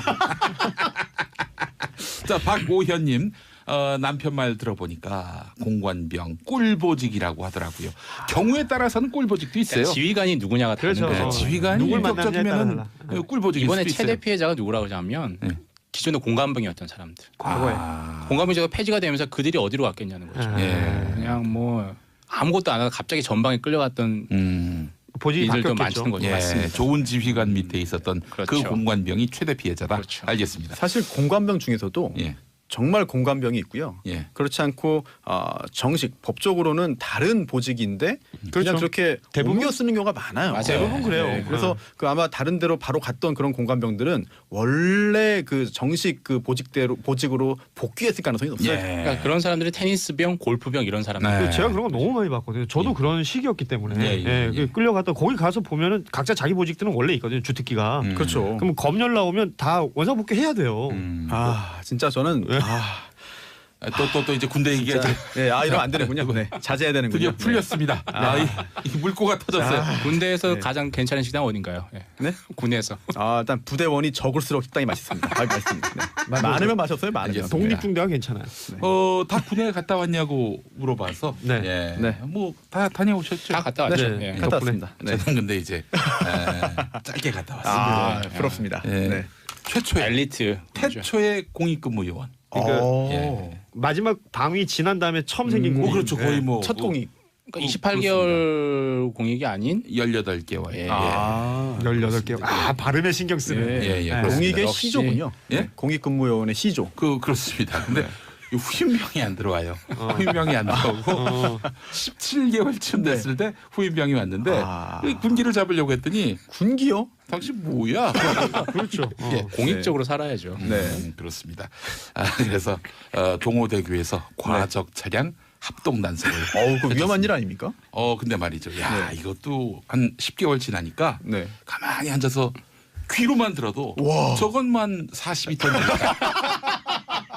바로 이 말하자면 무게가 측정이 됩니다. 달려오는 차의 소리만 들어도. 예. 와, 귀로만. 원래는 이제 그 이 바퀴마다 이 축을 잽니다. 그렇죠. 축을 올려놓고 그렇죠. 이제 네. 그래서 곱하기 4 이렇게 네. 하는데 근데 뭐 하여튼 10개월 지나면은 귀신이 됩니다. 예. 그럴 수 있죠. 그렇습니다. 근데 또 대단하다. 그때는 저희는 총 대신에 이거 빨간 봉 있지 않습니까? 경광봉. 네, 그래서 네. 경광봉인데 처음에 이제 태초의 공이기다 보니까 네. 군기도 잡고 또 네. 기강을 확립하기 위해서 그걸로 때렸습니까? 나름대로 제식을 했습니다. 그걸로요? 봉으로? 받들어 봉.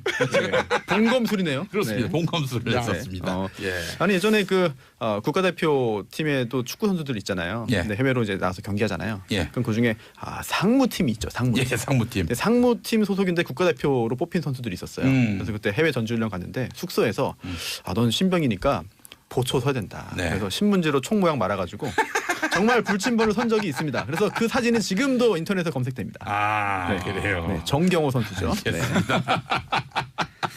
알겠습니다. 자, 이 시간이 많지 않은데 지금 미국 러시아 사이에 군사적 갈등이 고조되고 있습니다. 정인석 기자님. 시리아 들고 한 얘기인데 어제 도널드 트럼프 미국 대통령이 트위터에 또 남겼죠. 네. 긴장해라. 미사일 쏠 수 있다. 러시아인들도 긴장해라 하는 건데 이 시리아 문제는 정말 복잡해요. 미러 갈등의 대리전이기도 하고요. 네. 그리고 아주 오래된 정말 안 좋은 사이. 네. 사우디아라비아와 이란 간의 갈등이기도 하고요. 시아파, 수아파, 이슬람 간의 맞습니다. 갈등이죠. 시아파, 순위파의 근데 순위파의 순위파를 지금 수아파라고 하지 않았습니까? 괜찮습니다. 저 정도는 괜찮습니다. 네, 6시 20분 고현준의 뉴스 브리핑 진행자 고현준 씨가 순위파의 순위파를 맹주인 수아파라고 했습니다. 사우디아라비아와 예. 시아파의 맹주인 이란 간의 대리전이기도 실수만 하고요. 해봐. 그리고 이스라엘과 중동 간의 다시 군내 식당 얘기할까요? 예, 예. 수아 생각이 나서 그래요. 그 갈등 얘기이기도 하고요. 그게 다 시리아에 몰려 있습니다. 그러니까 지금 이 복잡한 갈등 속에 미국, 이스라엘, 사우디아라비아 그리고 러시아, 이란 그리고 또 터키도 껴 있어요. 터키까지. 그렇습니다. 왜냐하면 네. 지금 시리아 정보군과 반군 간에 있는데 이 반군이 쿠르드족 계열이거든요. 또 터키에서 쿠르드족 독립이 항상 문제였잖아요. 여기까지 끼어 있어요. 이 복잡한 이 갈등 양상 때문에 문제 해결이 힘들고 지금 자그마치 이 시리아 내전이 몇 예. 년째 됐냐면 거의 한 뭐 십수년째 되고 있는데 예. 여기에서만 지금 사망한 인원들이 뭐 몇만 명이 된다라고 하죠. 예. 그러니까 문제 해결이 되지 않고 있는 거죠. 예. 그래요. 중동의 화약고가 됐네요. 이게 또 이제 시리아가. 우리나라에 미친 영향이 뭘까 있지 않을까 이런 생각을 또 하는 거죠. 왜냐하면 미국과 러시아라는 건 사실 우리나라의 육자회담으로 또 그대로 투영이 될 수가 있거든요. 예. 한반도에도 미친 영향이 있지 않을까 생각하는데 뭐 그래도 미국과 러시아가 싸우는 게 미국과 중국이 싸운 게 아니라 미국과 러시아니까 다행이고 예. 만약에 미국과 중국이 대만을 두고 싸웠다 예. 내지는 뭐 센카쿠 열도를 가지고 싸웠다 이러면 이게 한반도에 미친 영향이 정말 더 컸겠죠. 그렇죠. 자, 뭐 어떻게 충돌까지 갈까요? 그렇게는 안 하겠죠. 아마도 그 최악의 경우까지는 가지 않을 거로 생각합니다. 왜냐하면 이게 시리아 문제로 끝나지가 않거든요. 이거 세계 대전으로 가는 거 아니에요? 이렇게 그렇게 되면? 될 수도 네. 있죠 사실. 근데 이번에 화학 무기를 썼느냐 안 썼느냐가 그러니까요. 지금 관건이잖아요. 네. 러시아는 자작극이다. 예. 미국을 비롯한 그런 반군들의 자작극이다라고 얘기는 하지만 네. 이걸 두고 또 미국과 러시아 간의 어떤 그 물밑에서 또 어떤 협상이나 얘기들이 오가고 있겠죠 지금. 야, 결국은 예. 민간인들이 피해를 입으니까요. 예. 이 푸틴 스트롱맨 그리고 트럼프 스트롱맨. 예. 양자의 대결. 참 심상치 않은데. 이번에 딱 약간 특이한 게 뭐냐면 트럼프 대통령은 전면에 나서잖아요. 예. 근데 푸틴 대통령은 전면에 안 나서요. 왜냐하면 선거가 끝났기 때문에. 사선에 성공했기 때문에 외무장관만 지금 나오고 있습니다. 그러니까 중간 선거 앞두고 있는 트럼프 대통령만 지금 트럼프 대통령. 하는 거죠. 왜냐하면 한반도 북한 문제는 지금 평화롭게 해결될 것 같거든요. 네. 긴장을 조성해야 될 게 지금 중동밖에 없는 거죠. 사실. 그렇군요. 알겠습니다. 아니, 사실 둘이 사이가 좋지 않았어요? 푸틴하고 그렇죠. 트럼프 푸틴이라고 브로맨스라고까지 했죠. 예. 근데 더 이상 그거 가지고 가져가기에는 러시아 네. 스캔들이 예. 트럼프 대통령에게 너무 큰 리스크인 거죠. 아, 그러니까 때문에 그래서 사실은 더욱더 오히려 선명성을 보여주기 위해서 나는 이번에 트럼프하고 안 친하다. 맞습니다. 예. 이런 신호를 계속 보여줘야 푸틴과 되고. 안 친하다. 나는 푸틴과 안 친하다. 푸틴. 제가 뭐라고 그랬어요? 아 진짜. 아, 푸틴과 안 친하다. 이건 그런 예. 수화보다 나은 것 같아요. 예, 그래요. 순위파하고 수화파를 네. 종교 통합이네요. 예. 시아파 나쁘지 순위파 않아요. 합해서 얘기한 거겠죠. 아, 그래요? 예. 제가 좀 통합을 좋아해요. 네. 그래요. 그렇군요. 네. 없는 말을 만들어내면 안 되지. 알았어요. 뭐 사람 이름 헷갈리는 것도 나쁜 거예요. 네. 그 국적이 다른 사람들인데. 아, 알겠습니다. 예. 아, 자, 그래요. 한동현님, 정인설 기자님 팬이 될 것 같습니다라고 하셨고, 자 이정현님, 이분이 또 저 새누리당 대표 지내신 한동훈. 예. 아빠들의 왕수다답네요. 자꾸 뉴스거리만 하니까 브리핑과 다를 바 없었는데, 고현준의 뉴스 브리핑과 다를 바 없었는데 사담이 조금씩 섞이니까 꿀잼입니다. 사담. 예, 그렇습니다. 네, 뉴스는 그 아침에 뉴스 브리핑으로 들어주시면 좋겠네요. 네.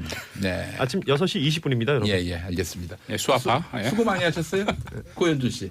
네, 수고를 많이 했다고요, 예, 제가. 수고를 많이 하셨습니다. 예. 자, 손수호 변호사님도 고생하셨고, 네, 감사합니다. 정희석 기자님도 고생 네, 많으셨습니다. 감사합니다. 네, 고맙습니다. 아빠들의 왕수다 여기까지고요. 자, 4부에서 김용민의 정치 쇼 목요일 4부는 알쓸 경제, 알아두면 쓸데 있는 경제 뉴스 전해드립니다. 일단 우리 박수. 광고가 하나 보겠습니다. 네. 크게 박수해야겠다. 예, 크게 박수. 지난주에는 광고가 네. 없었어요. 우리 시무룩했었죠. 예, 그렇습니다. 이게 죽었었네. 네. 방송 자체가 이거는 평가받은 거다. 비용이 발생하는 그런 네. 방송이다. 그랬었는데 아니 다행히 근데 하나 그거 받았습니다. 우리가 재미가 없어서가 아니고 원래 4부는 다 그렇다고 나중에 그랬나? 예. 길을 살려주시더라고요 네. 제작진에서. 아닙니다. 예. 출연자들에게 일정한 책임 의식을 이게 또 저 떠넘겨요. 은근 기죽어 나중에 물어봤거든요. 우리 그렇게 재미없어? 열심히 준비하는데 했더니 아니라고 이건 네. 4부가. 진짜 우리나라의 광고 체계가 말이죠. 재미를 갖고 청취율을 갖고 만약에 광고를 배당한다면 예. 이 알쓸 경제 시간은 한 10분 얘기하다 말 거예요. 다 광고로 감사합니다. 채워져 가지고. 예. 너무 유익하니까. 예. 좋게 얘기하는 건 바로바로 쏙쏙 네. 받아들이는. 쏙쏙입니다, 쏙쏙. 아주 유익한 코너. 최진영 님도 인증하셨어요. 알쓸 경제. 감사합니다. 감사합니다. 최진영님. 네. 감사합니다. 자, 일단 뭐 오늘 본론에 들어가기 전에 네. 삼성증권 상황.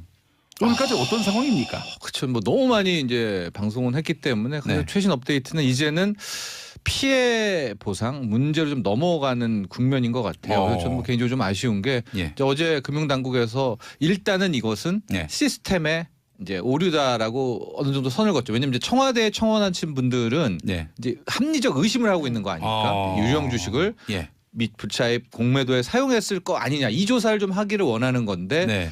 거기까지는 아직 안 들어가고요. 당국에서는 이제 시스템 오류로 일단은 선을 긋고 네. 오늘 이제 삼성증권은 피해 보상에 대한 이제 안들로 나가고 있는데 예, 예. 이게 좀 쉽지가 않은 것 같아요. 왜냐하면 주가가 이제 급락하지 않았었습니까? 그렇습니다. 그래서 지금 이번에 나온 이제 삼성증권의 피해 보상안은 그때 놀라서 파신 분들은 다시 그날의 최고 가격, 그게 39,800원 정도 될 겁니다.로 네. 보상해 주겠다라고 했는데요. 그게 약간 잘못된 보상인 게 예. 그날 안 팔고 예. 나는 오히려 삼성증권을 믿는다. 예. 들고 계신 분들은 네. 이제 주가가 더 앞으로 떨어진다면 오히려 이분들이 손해잖아요. 예, 근데 예. 지금 뭐 국민연금도 거래 안 한다고 하지. 뭐 이렇게 되니까 예. 이 피해 보상의 문제라는 거에도 또 역설이 존재하는 그런 상황이 됐습니다. 네. 알겠습니다.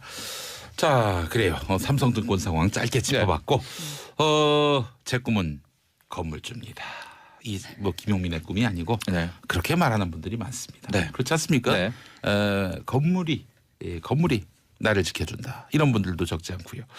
조물주 위에 건물주가 있다. 이런 네. 말도 있는데, 근데 이게 옛말이 돼가고 있다고요, 정철진 평론가님? 옛말이라기보다는요. 네. 그 조물주의 건물주가 예. 이젠 다시 조물주 밑으로 예. 내려오는 그런 상황이 나오고 있어서 제가 이제 알쓸 경제 시간에 미리 좀 말씀드리려고 합니다. 예. 근데 말이죠. 네. 오늘 나오신 분 소개를 안 했습니다. 정철진 평론가님 어서 오십시오. 네, 안녕하십니까. 네, 반갑습니다. 정철진입니다. 네, 반갑습니다. 자, 권혜리 SBS 기자님 어서 오십시오. 안녕하세요. 아이고 너무 반갑습니다. 예.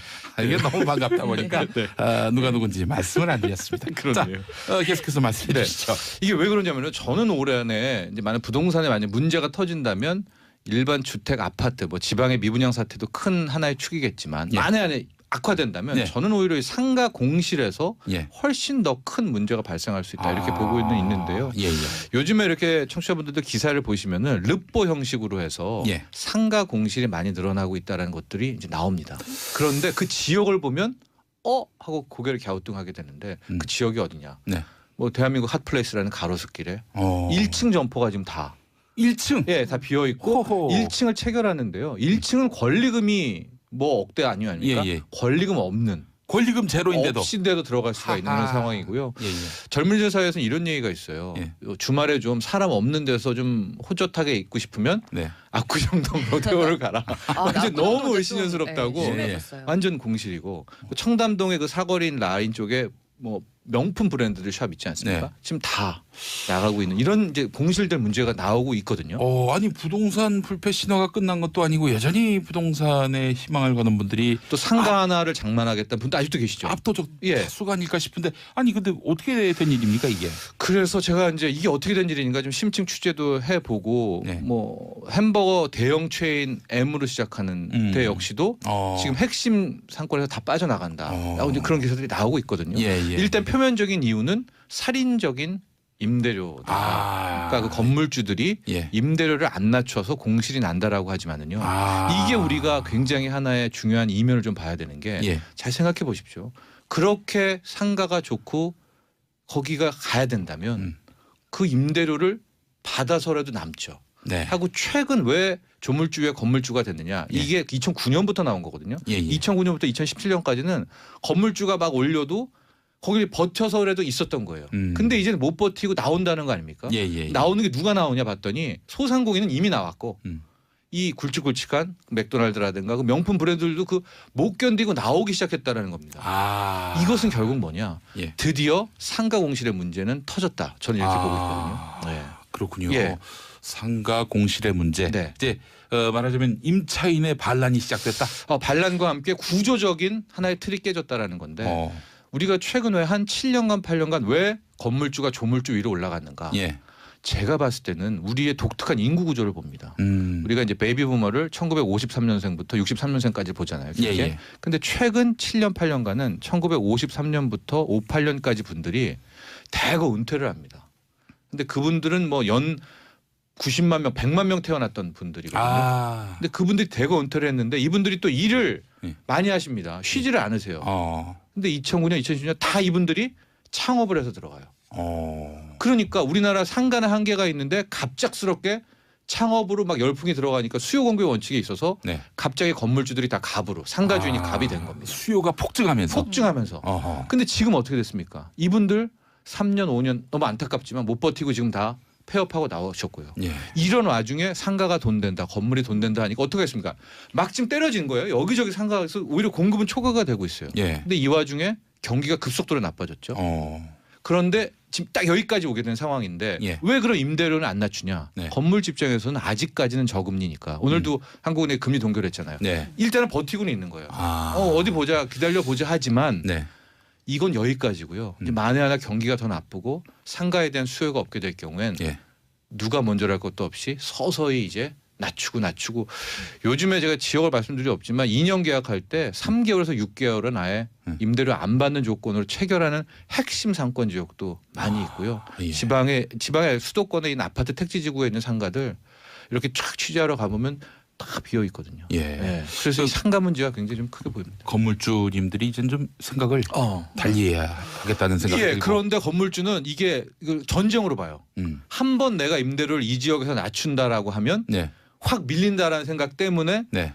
거의 제가 앞서 말한 압구정도 좀 다 버티고 있는 거거든요. 네. 그러나 예. 지금은 저금리죠. 예. 금리가 급격하게 오르기 시작하고 예. 상가 수요가 더 급감하게 될 경우에는 네. 상가의 공실은 치명적입니다. 그런 어떤 좀 하나의 또 이 병곡이 나온다. 네. 이렇게 저하고 보고 있습니다. 이름이 비슷한 김영민님. 네. 그렇게 붐비던 이대 앞 상가도 1층이 흉물스럽게 1층이 예, 비어 있더라고요. 그렇게 가치는 계속 하락하겠죠라고 여쭤오셨는데 저는 사실 경기도 용인 사는데요. 네. 동백 쪽에 호수도 끼어 있는 그런 아주 거기 그럴듯한 상가가 있는데 네. 아니 저는 그게 생긴 이래로 그 1층이 채워진 걸 본 적이 없었던 것 꽤 같아요. 오래 비어 있지 않았습니까? 그래서 여기 용인이라서 그런가 보다 했는데 예. 이것도 좀 비슷한 현상인 건가요? 예, 그리고 이게 예. 한국만의 또 문제도 아니고 예. 세계적인 문제. 우리 예. 청취자분들 중에 뭐 뉴욕 맨하탄 쪽에서도 듣는 분 분명히 계실 텐데 네. 제가 최근에 그 메디슨 애브뉴라고 네. 그러니까 피프스 애브뉴보다 훨씬 더 명품이 거리. 있는 네. 거리인데요. 네. 거기 가보십시오. 우리 좀 맨하탄에 계시는 분들 네. 싹 다 비어 있어요. 어. 최근 사진도 봤거든요. 예, 예. 그러니까 이게 왜 전 세계적으로 왜 갑자기 상가들의 이 신화들이 무너지고 있는가? 예. 우리나라는 아까 말한 그런 인구 구조적인 문제가 있는데 세계적으로는 온라인입니다. 온라인. 예.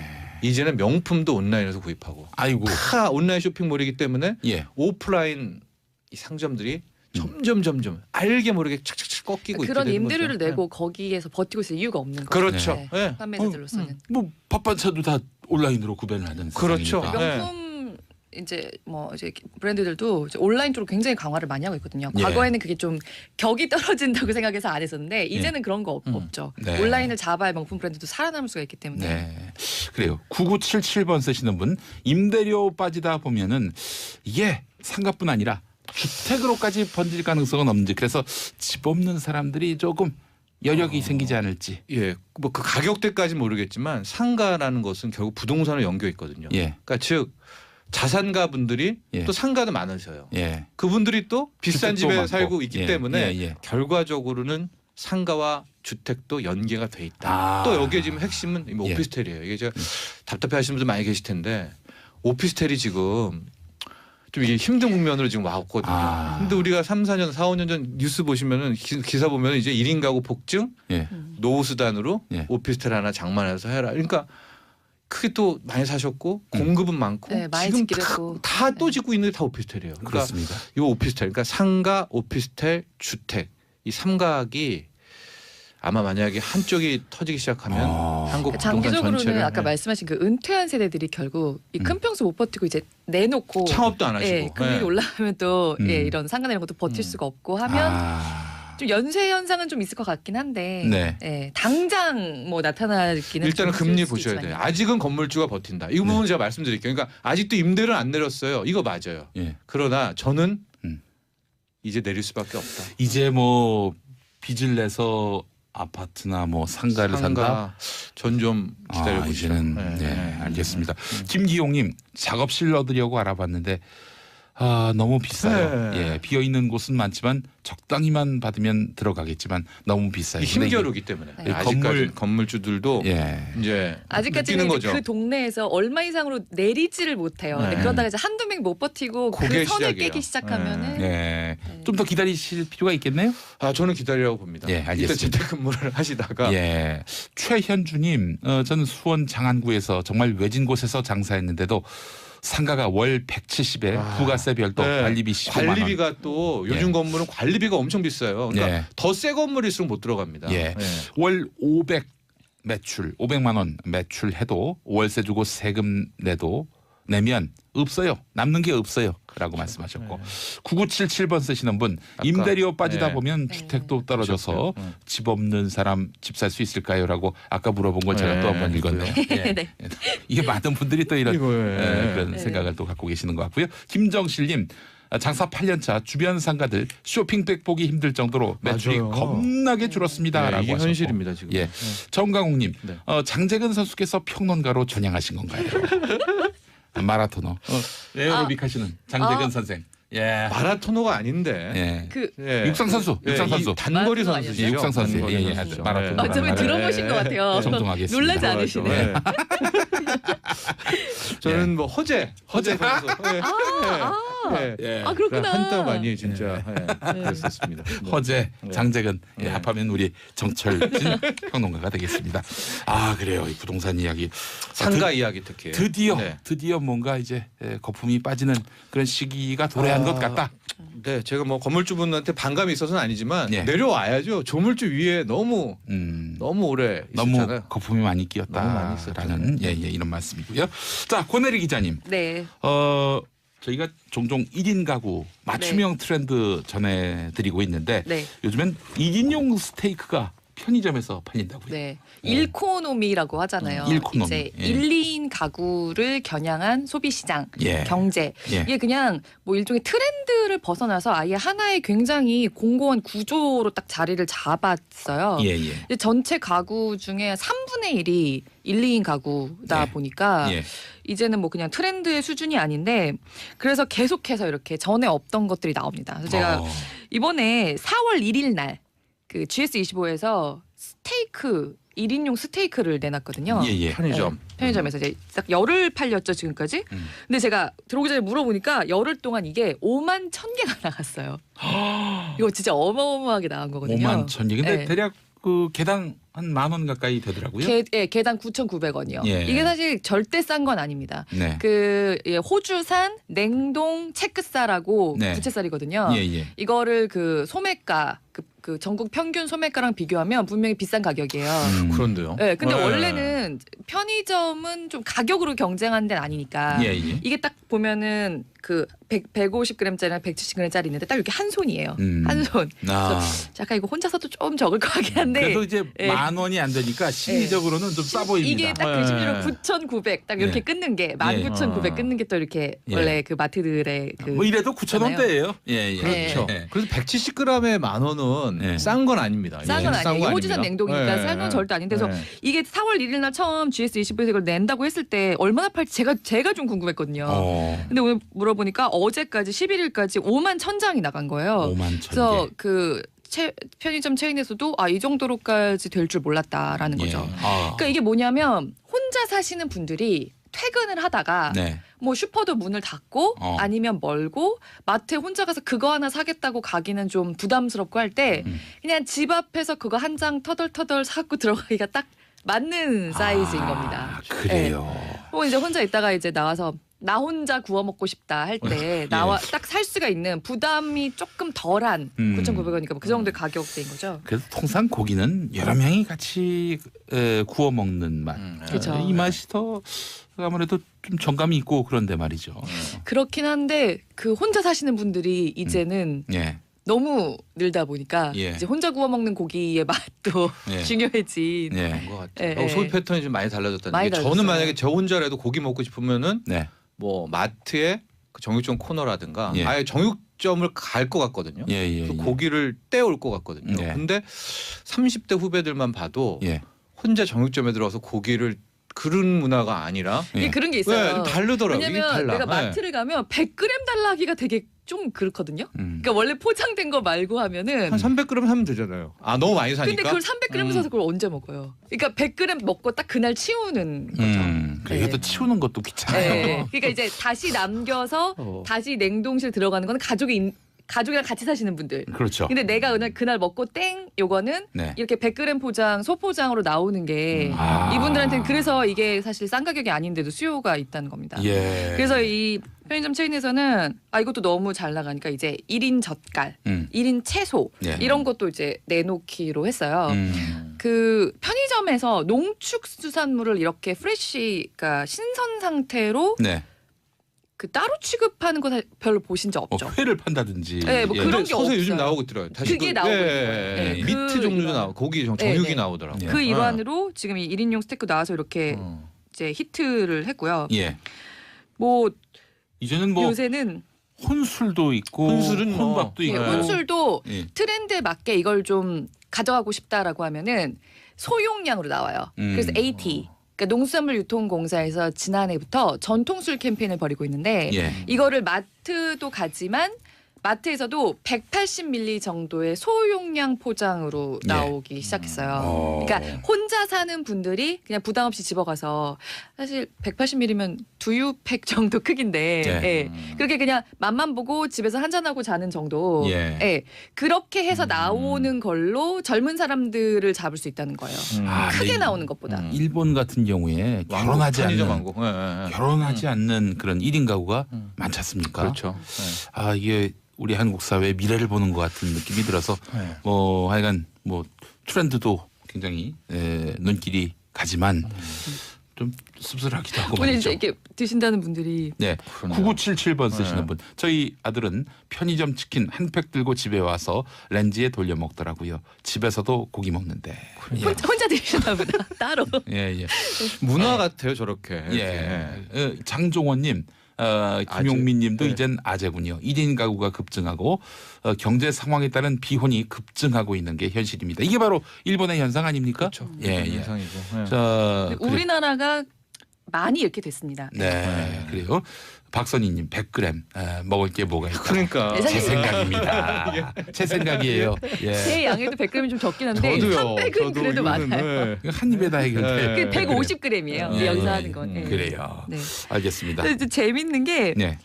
그러다 보니까 제가 이제 일코노미는 계속 쭉 취재를 해왔거든요. 그러니까 예. 서점 가이도 아. 책들도요. 예, 예. 혼자 사는 법, 나 네. 혼자서도 괜찮다 이런 책들이 열풍인 거예요. 어. 제가 오늘 그 인터파크에서 당일 베스트셀러랑 연간 베스트셀러를 좀 뽑아왔는데 네. 일단 연간 베스트셀러에 지금 3위에 올라 있는 게 예. 죄송합니다. 예. 제가 펜으로 적어와서 잠깐 찾을게요. 예. 예. 그 뭐 나 혼자서도 괜찮아. 예. 그리고 나 혼자서도 네네. 괜찮아. 뭐 그리고 이제 뭐 죽는 게 뭐라고. 근데 그거는 그건 굉장히 뭐예요? 유명한 그 일본 에세이스트 작품인데요. 그러니까 독거 노인이에요. 네. 그 이제 혼자 품위있게 죽는 법을 이렇게 좀 유머러스하게 고찰한 에세이. 예. 그다음에 뭐, 아무튼 나의 자존감. 내가 혼자 사는 것도 괜찮다. 나부터 돌아봐야 된다. 이런 책들이 나 분명히 적어왔는데 어디 갔지? 근데 예. 그 관련 책들이 네. 정말 근데 일본 진짜 쪽들이 많아요. 강하죠. 그렇죠. 네, 일본 우리나라- 네, 예. 현상이니까. 하고 예. 저도 최근에 또 하나가 소확행도 예. 역시 혼자 사는 거와 굉장히 맞물려 있다. 그래서 네. 인간이 또 외로움을 느끼는 동물 아닙니까? 그래서 이제 사람 대신에 그 반려 동물들을 또 많이 키우는 거. 이것도 1인 가구의 네, 특성이 아닌가 맞아요. 싶어요. 네. 예.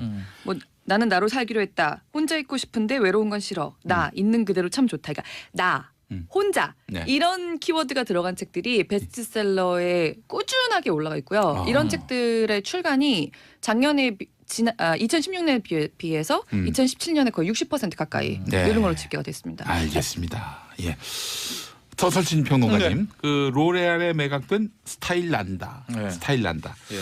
이 어떤 회사기에 이 로레알이 스타일란다에 관심을 가진 거죠? 네, 그제 뭐 굉장히 큰 뉴스였었고 뭐 네. 저희가 뭐 회사를 홍보하는 건 아니고요. 이제 뉴스니까 예. 화장품 쪽으로는 세계 뭐 그 1, 2위 따지기는 항상 좀 다 1위라고 하니까 근데 네. 프랑스 로레알 쪽이 좀 압도적이거든요. 근데 예, 이 예. 로레알이라는 회사가 국내 스타일란다는 회사의 지분 70%를 자기가 사겠다. 오. 30%는 이제 아직 70% 최대 주주가 되잖아요. 예. 그때 제시한 가격이 4,000억 원. 아. 와. 그 이제 이게 뭐야 이제 하시겠지만 그래서 저도 취재를 하면서 이제 젊은 작가분이라든가 이제 주변의 후배들한테 물어봤더니 다 알아요. 스타일란다를 아는데 저는 몰라서 네. 아, 야, 이 스타일란다 굉장히 4,000억, 유명합니다. 예. 4천억이 맞냐 이거 진짜 뭐 기사야 했더니 저를 오히려 이상하게 굉장히 보더라고요. 잘 쳐주긴 했어요. 음. 그러니까 이제 로레알이 이 인수 가격이 있고 그다음에 스타일란다에서 내고 있는 영업이익 있잖아요. 예. 이걸 봤을 때 그 지금 스타일란다가 내고 있는 영업이익 근데 스타일란다는 뭐 상장된 회사도 아니고 그 김소희 씨가 다 갖고 있는 그렇죠. 회사이기 때문에 아, 김소희 대표. 네, 예, 김소희 예. 대표가 다 갖고 있는 회사이기 때문에 다 추정치긴 하지만 대충 추정을 해봤을 때 대충 추정을 해봤을 때 네. 그 저기 지금 한 지금 문자 때문에 정신을 들이셨어요. 예. 우리 저 권혜리 기자님은 가수 윤미래 닮았고 최충현님 그리고 오미경님은 정철진 평론가님은 효재의 한 표 이렇게 네. 말씀하셨는데 네. 이런 대중의 반응에 굉장히 민감하시군요. 그러게. 약간 무슨 얘기하다가 갑자기 띵 해가지고 예예예. 감사합니다. 예예. 엑소. 그래서 어. 그 지금보다 앞으로 영업이익이 상당히 늘어날 것을 판단하고 쳐준 가격이다. 이게 시장의 판단이거든요. 예예예. 아무래도 그 기업의 장래성을 보고 4천억 투자를 그렇죠. 예. 하고 또 이렇게 제가 그 매출 난 것들을 봤더니 로레알은 화장품인데 우리가 스타일란다를 표현할 때는 온라인 의류 쇼핑몰이라고 하지 않습니까? 네. 그런데 회사를 좀 봤더니 이미 이 회사가 화장품으로 돌아선 지가 하고 화장품에서 강해진 지가 꽤 됐고요. 매출 비중도 60% 70%가 네. 이제는 화장품에서 나오고 그 제가 그 뭐죠 로고를 그 브랜드를 보니까 알겠더라고요. 네. 이렇게 네. 삼각형에 3 이렇게 돼 있는 네. 그 화장품이더라고요. 그래서 예. 로레알도 아마 스타일란드의 화장품에 대한 브랜드 가치 거기에 4천억을 투자한 게 아닌가 이렇게 분석됩니다. 그 화장품이 지금 중국의 색조 브랜드 1위예요. 전체 1위.